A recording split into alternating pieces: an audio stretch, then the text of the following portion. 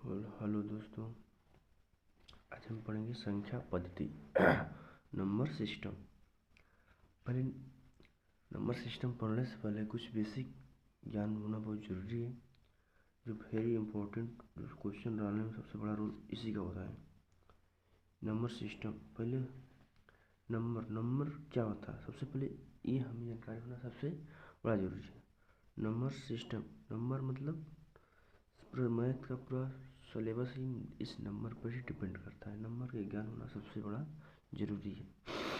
तो number system कैसे होता है? धन पूर्णांक, ऋण पूर्णांक, पूर्ण संख्याएं, सम संख्याएं, विषम संख्याएं, भाज्य संख्याएं, अभाज्य संख्याएं, सहभाज्य, परिमेय संख्याएं, अपरिमेय संख्याएं, वास्तविक संख्याएं होती है। सबसे पहले हम धन पूर्णांक संख्याएं पढ़ें। मतलब धन पूर्णांक संख्याएं किसे कहते हैं? धन मतलब प्राकृतिक संख्याएं या प्राकृतिक संख्याओं धन पूर्णांक कहलाती है। मतलब प्राकृतिक संख्याओं को धन पूर्णांक संख्याएं कहते हैं। से A1 से लगाई 1 2 3 4 5 6 7, मतलब इन्फिनाइट तक क्या होता है? प्लस इन्फिनाइट तक धन पूर्णांक संख्याएं होती है। फिर पढ़ेंगे ऋण पूर्णांक संख्याएं। ठीक उल्टा, ठीक, ऋण मतलब ऋणात्मक पूर्णांक को ऋणात्मक ऋण पूर्णांक कहते हैं। मतलब ऋणात्मक पूर्णांक संख्या को ऋण पूर्णांक संख्या कहते हैं। ठीक, -1, -2, -3, -3 इनका प्रतीक होता है। मतलब इसे i से संकेत करते हैं, इंटीजर। और धन पूर्णांक को i प्लस या n से पर सिंबल इसका होता है, प्रदर्शित करते हैं। तो धन पूर्णांक ऋण पूर्णांक एक जैसे होते हैं, बस अपोजिट होता है, माइनस लगा। अब पूर्ण संख्या की बात करते हैं। पूर्ण संख्या मतलब सभी संख्याएं पूर्ण संख्याएं होती है। मतलब प्लस जीरो को शामिल कर दिया, मतलब शून्य सहित धन पूर्णांकों को पूर्ण संख्याएं कहते हैं।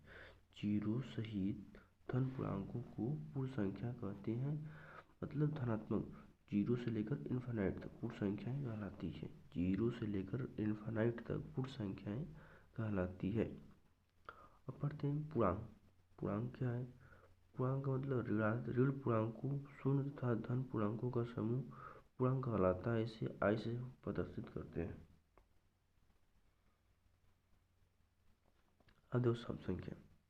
सम संख्याएं सबको मालूम होता है। सम संख्या, विषम संख्या, एक 3/4 का बच्चा भी मतलब क्लास में मिल जाता है।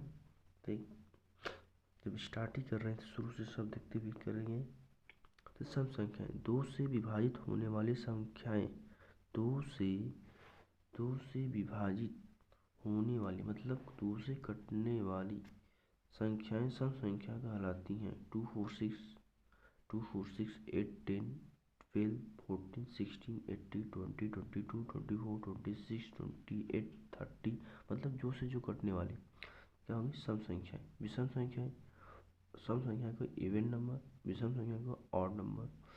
जो संख्याएं 2 से विभाजित नहीं हो, मतलब जो संख्याएं 2 से न कटे, उसे विषम संख्याएं कहते हैं। 1 3 5 7 9 11 13 17 15 19 जो होता है 2 से ना कटे, बस ओनली 2 से ना कटे, और किसी से कटे कोई प्रॉब्लम नहीं। अब चलते थोड़ा आगे। अब देखो भाज्य संख्या। भाज्य संख्या,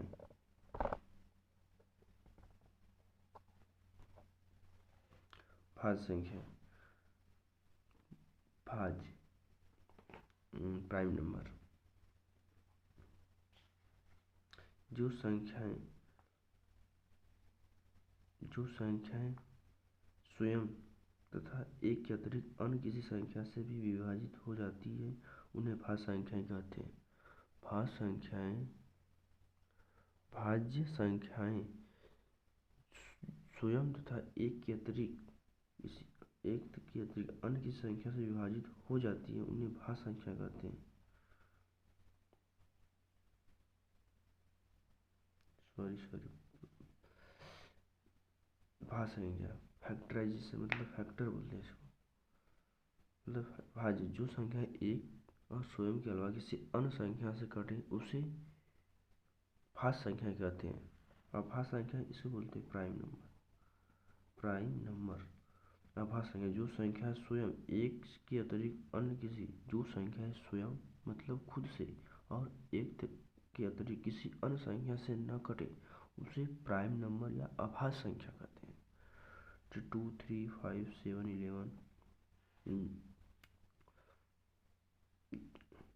11 भाज्य देखिए भाज्य संख्या जो एक से और खुद के अलावा किसी अन्य और संख्याओं से कटे उसे भाज्य संख्या कहते हैं। अभाज्य संख्या जो संख्या स्वयं एक के अतिरिक्त अन्य किसी भी संख्या से विभाजित न हो उसे अभाज्य संख्या कहते हैं। 2 3 5 7 11 अभाज्य संख्या मतलब को प्राइम को बोलते हैं संख्याओं का वह युग्म जिसमें एक के अतिरिक्त कोई अन्य उभयनिष्ठ गुणनखंड न हो।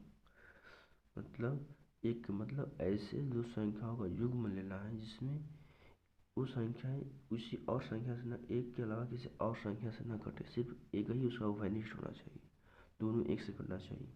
देखिए 2 5 मतलब 2 का उभयनिष्ठ मतलब क्या होगा 1 से ये भी कटेगा ये से कटेगा, 3 7 3 1 से कटेगा 7 से कटेगा। मतलब ऐसा युग्म लेना है जो ओनली एक से कटेगी, उसका उभयनिष्ठ केवल एक होना चाहिए। परिमेय संख्याएं P अपान Q मतलब वे संख्या है वे संख्याओं का लिखने का तरीका ही है। मतलब जो संख्याएं P अपान Q के रूप में लिखी जा सकने वाली परिमेय संख्याएं कहलाती हैं। मतलब P अपान Q के रूप में लिखी जा सकने वाली संख्याएं परिमेय संख्या कहलाती है जहाँ P और Q दोनों पूर्णांक हो किंतु Q नॉट इक्वल टू 0 मतलब Q के बराबर 0 नहीं लिखते क्योंकि 0 लिखने पर उसका मान इनफाइनाइट हो जाता है, इसलिए 0 नीचे P का मान Q का मान 0 नहीं होगा। सीधा सवाल इसका यही है जो संख्या है P अपान Q के मतलब बटा के रूप में लिखी रहती है उसे P अपान Q मतलब उसे परिमेय संख्या कहते हैं। और Q equal to not 0 Q का मान कभी 0 नहीं लिखते, नहीं तो वो परिमेय संख्या नहीं होगी। अपरिमेय जिन्हें P अपान Q के रूप में नहीं लिख सकते जो अपरिमेय संख्या कहते हैं।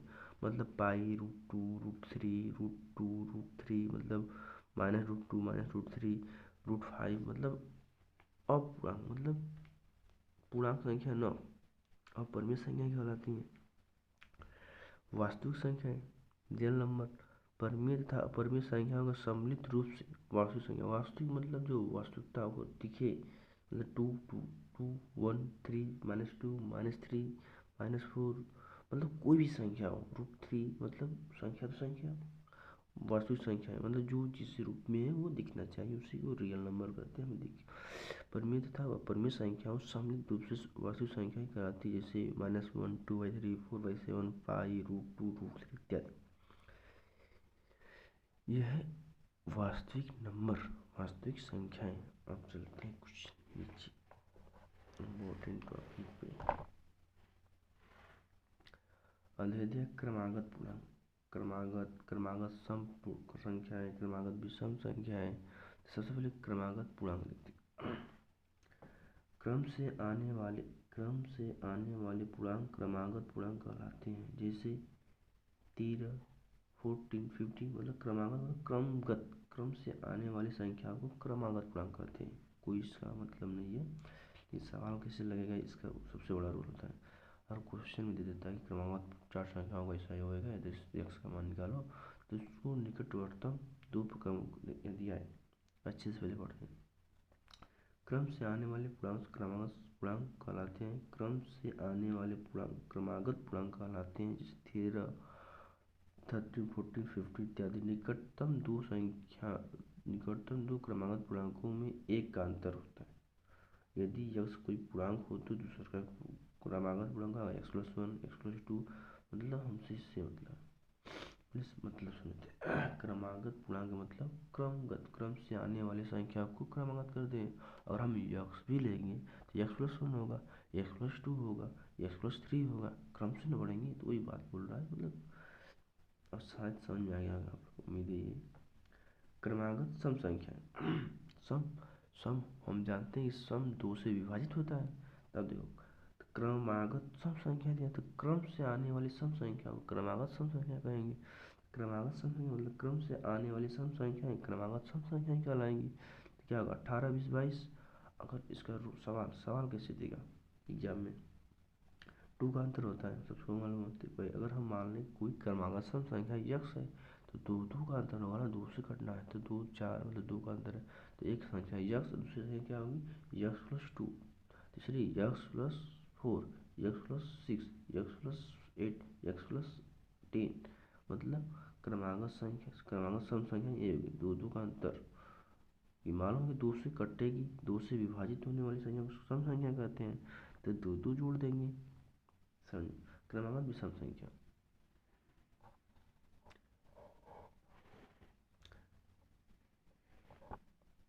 क्रमागत विषम संख्या क्रम से आने वाली, ठीक सेम उसका हमको मालूम है 2 से ना कटने वाली, क्रम से आने वाली विषम संख्याएं क्रमागत विषम संख्याएं कहलाती हैं। 17, 19, 21, 23 लिखा। मानेंगे कैसे, मानने मतलब सवाल इस पर लगेगा ना, कहोगे यक्स प्लस 2 सम है, नहीं सम नहीं है, हमने यक्स को विषम माना है। क्या माना है, यक्स कोई विषम संख्या है ना, तब यक्स हमको मालूम है विषम में भी 2 का अंतर होता है। जैसे 1, 3, 5, 7, 9 2 का अंतर है 7, 9। तब हमने जो सवाल दिया क्रमागत विषम संख्या, हमको तो मालूम है कि 17, 19, 21, 23 होगा, लेकिन क्वेश्चन कैसे लगा, 2 का अंतर होता है। तो यदि यक्स कोई विषम संख्या हो तो दूसरी क्रमागत विषम संख्या 2 का अंतर, तो x plus 2, x plus 4, x plus 6, x plus 8, यही क्या होगी क्रमागत विषम संख्या। ये नहीं कि इसे देखकर कहा यक्स प्लस 2 का है विषम संख्या है और सम संख्या है विषम नहीं, हमने यक्स को सम माना है। अगर हमने यक्स को विषम माना है तो उसमें 2 जोड़ेंगे तो अगला संख्या मिलकर आएगी तो वो विषम ही होगी। जैसे मानना यक्स का मान मानना यक्स को विषम माने, यक्स मान 1 आ गया, 2 जोड़ो 3। अगर यक्स का मान विषम संख्या है ना, देखो विषम, तो जब यहाँ रखेंगे विषम रखो, 1 रखें तो 3 आएगा, और 3 रखेंगे तो 5 आएगा, और 7 रखेंगे तो 9 आएगा। मतलब विषम संख्या रखेंगे, यहाँ हम पहले से मान लेंगे कोई विषम संख्या ही है। विषम संख्या में 2 जोड़ो तो हर विषम संख्या ही आएगा।